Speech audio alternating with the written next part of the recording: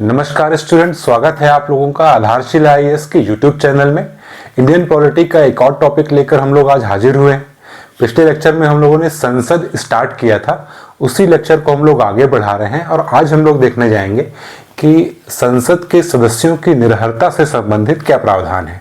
निरर्हता का मतलब है कि ऐसे कौन से कारण हैं जिससे कि सांसद जो हैं वो अपने पद के अयोग्य घोषित हो जाएंगे और फिर वो सांसद नहीं रह जाएंगे। चलिए तो चलते हैं सीधे अपने टॉपिक पर। निरर्हता प्रावधान अब देखेंगे, इसमें अलग अलग इसे कुछ आर्टिकल के तहत है कि निरर्हता प्रावधान, कुछ जनप्रतिनिधित्व अधिनियम 1951 और फिर दल बदल संबंधी कानून के अंतर्गत किस किस प्रावधान से ये लोग यानी कि सांसदगण अपने पद के अयोग्य नहीं रह जाएंगे, ये हमको देखना है।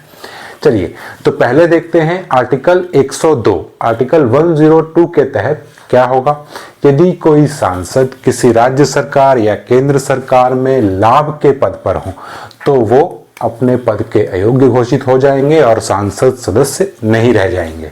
इसके अलावा यदि कोई सांसद किसी अन्य देश की नागरिकता स्वेच्छा से ग्रहण कर लेता है तो फिर वो भारतीय नागरिक नहीं रह जाएगा, और जब भारतीय नागरिक ही नहीं रह जाएंगे तो सांसद कैसे रह सकते हैं, इसलिए उनके सांसद का पद समाप्त हो जाएगा। इसके बाद अगर वो विकृत चित्त या दिवालिया घोषित हो गए हो, दिवालिया जानते होंगे, बैंकरप्ट, और विकृत चित्त मतलब दिमागी रूप से थोड़ा अस्थिर हो, जिसको न्यायालय द्वारा घोषित कर दिया जाए, तो फिर वो सांसद नहीं रह जाएंगे। और इसके अतिरिक्त संसदीय विधि द्वारा यानी कि संसद ऐसी कोई और विधि बनाता है और उसके अंतर्गत कोई सांसद आता है तो फिर वो सांसद नहीं रह जाएगा। ये तो हो गया आर्टिकल 102 के अंतर्गत। अब देखेंगे हम लोग जनप्रतिनिधित्व अधिनियम 1951 के तहत। देखिए, यदि कोई सांसद किसी चुनाव में दोषी पाया गया हो तो फिर वो अपने पद पर नहीं रह सकता।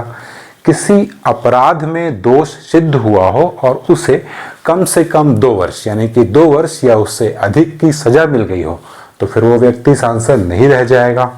चुनाव आयोग द्वारा निर्धारित समय में अपने चुनाव खर्च का ब्यौरा न दे पाए तो वो सांसद नहीं रह जाएगा।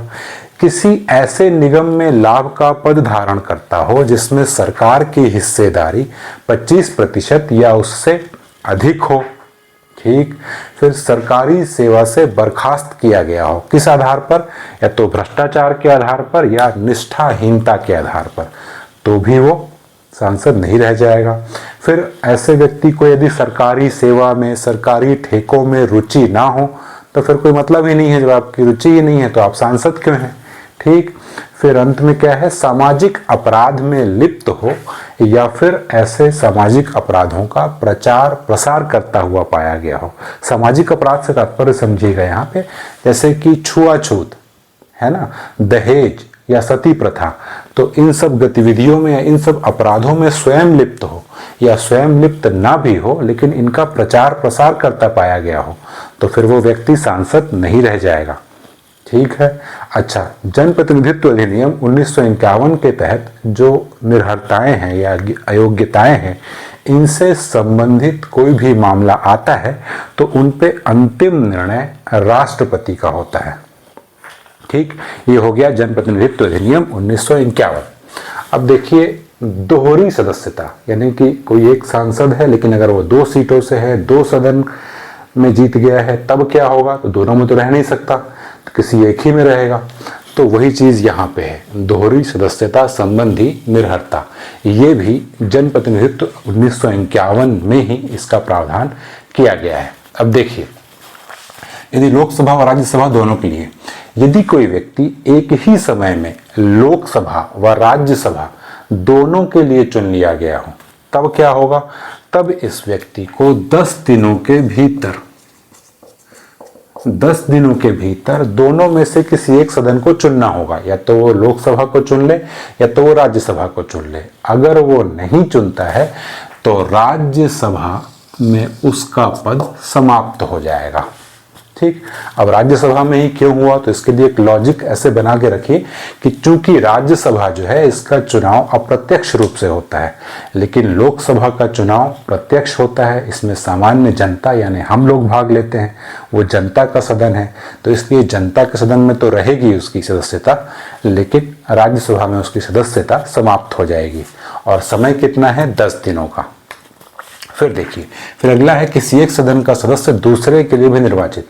मान लीजिए कोई एक सदस्य है जो किसी एक सदन का सदस्य है और उसके बाद दूसरे के लिए चुनाव लड़ता है और उसमें भी जीत जाता है, ठीक। तब क्या होगा, तब ये होगा कि जो पहले वाले सदन था उसका, जिसमें उसकी सदस्यता पहले से थी, वो समाप्त हो जाएगी और जिसके लिए वो चुनाव बाद में लड़ा है और जीत गया है वो रही आएगी। इसके लिए लॉजिक, इसके लिए सिंपल सा लॉजिक है कि एक सदन का सदस्य तो था ही वो, अब दूसरे के लिए लड़ा है। जब दूसरे के लिए लड़ा है तो वो ये चाहता है कि वो उस सदन यानी कि जिसका चुनाव बाद में लड़ा उसने, उसको ज़्यादा प्राथमिकता दे रहा है, ज़्यादा महत्व दे रहा है, ज़्यादा संतुष्ट होगा उसमें, तभी तो दूसरे के लिए चुनाव लड़ा। अगर वो पहले वाले सदन में ही खुश था तो दूसरे का चुनाव क्यों लड़ा, समझ पा रहे हैं। तो क्या होगा कि पहले की सदस्यता समाप्त हो जाएगी और जो बाद वाला है उसका सदस्य वो रहा आएगा, चाहे कोई भी हो बाद वाला। फिर अगला, यदि संसद व राज्य विधानमंडल दोनों के लिए ही निर्वाचित हो जाए, ठीक। तो यहाँ पे जो समय है ये 14 दिनों का है और इसमें क्या होगा, 14 दिनों के भीतर अगर इनमें से एक को वो चुन ले या तो, और अगर नहीं चुनता है तो संसद की सदस्यता उसकी समाप्त हो जाएगी, केवल राज्य विधानमंडल का सदस्य वो रहा आएगा।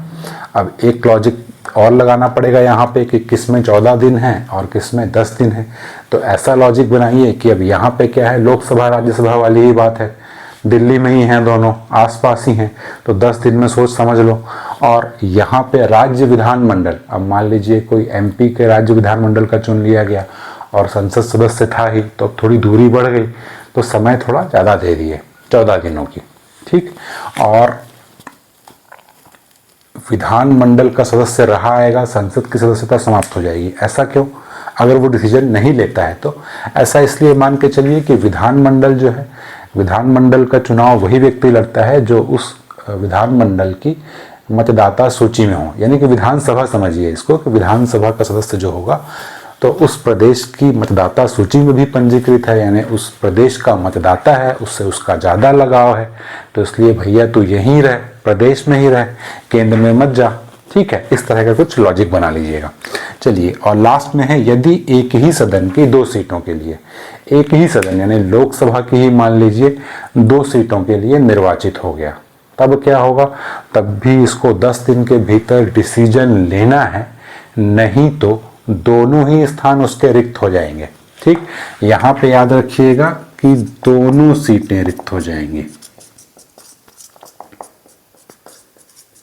अगर इसने डिसीजन नहीं लिया, किसी एक को नहीं चुना, तब ऐसा नहीं कि जीत गया तो दोनों ही रिक्त हो जाएंगी, किसी एक को चुनना होगा, अगर नहीं चुन पाया तो दोनों ही सीटें इसकी रिक्त हो जाएंगी, ठीक है।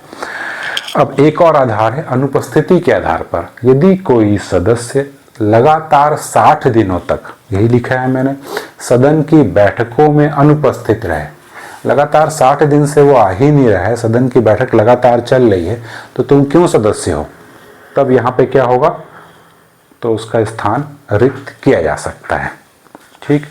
अब देखते हैं लास्ट में हम लोग दल बदल संबंधी कानून, ये क्या कहता है, दल बदल कानून। देखिए, इसका जो उल्लेख है ये संविधान में संशोधन के द्वारा आया है।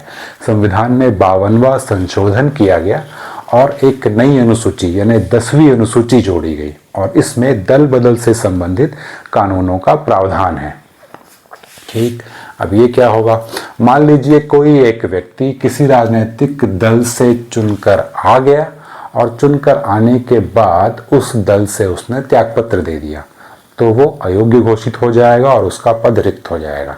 ऐसा क्यों कर रहे हैं, ऐसा इसलिए कर रहे हैं, ऐसा समझिएगा कि कोई व्यक्ति मान लीजिए किसी एक पार्टी से चुनकर आया है और उस पार्टी से उसने त्यागपत्र दे दिया लेकिन जनता हो सकता है कि उस कैंडिडेट को वोट न दी हो बल्कि उस पार्टी को वोट दी हो।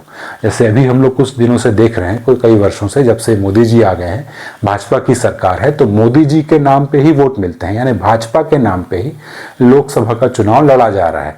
अब कोई व्यक्ति भाजपा के नाम से जीत जाए और जीतने के बाद फिर पार्टी से त्यागपत्र दे दे तो जनता के साथ धोखा हो गया, क्योंकि जनता तो आपकी पार्टी को वोट दी है। हो सकता है ऐसा। तो इस वजह से अगर किसी एक राजनीतिक दल से चुनाव लड़े और जीतने के बाद अगर त्यागपत्र देता है तो फिर वो अयोग्य घोषित हो जाएगा। इसी प्रकार दल के निर्देशों के विरुद्ध, यानी जिस पार्टी से आप जीत के आए हैं उस पार्टी के विरुद्ध अगर सदन में आप मतदान करते हैं, या अगर पार्टी बोलती है कि मतदान नहीं करना है फिर भी आप कर रहे हैं, तो भी आपका पद रिक्त हो सकता है, यानी कि आप अयोग्य घोषित किए जा सकते हैं। फिर अगला, निर्दलीय निर्वाचित होकर किसी दल की सदस्यता ग्रहण कर ले, कि आप निर्दलीय निर्वाचित तो हो गए, जीत के आ गए, अब आप किसी पार्टी में घुस गए, तो भी आपका पद रिक्त हो जाएगा। और यह है अंतिम मनोनीत सदस्यों के लिए, कि यदि कोई मनोनीत सदस्य 6 माह के बाद किसी पार्टी की, किसी दल की सदस्यता ग्रहण कर लेता है, इसमें याद रखिएगा कि 6 महीने के भीतर नहीं, 6 महीने के बाद करता है। अगर 6 महीने के भीतर ही वो किसी दल की सदस्यता ग्रहण करता है तो वो पद रिक्त नहीं होगा। अगर वो 6 महीने तक डिसीजन नहीं ले पाया कि किस दल में जाऊं, किस दल में जाऊं, और उसके बाद फिर किसी दल की वो सदस्यता ग्रहण करता है तो वो अयोग्य घोषित कर दिया जाएगा। ठीक, इसमें नोट एक ही पॉइंट है कि इसमें, यानी कि दल बदल से संबंधित प्रावधानों में अंतिम निर्णय उस सदन के अध्यक्ष या सभापति द्वारा लिया जाता है। तो यही था आपका निर्भरता संबंधी कानून।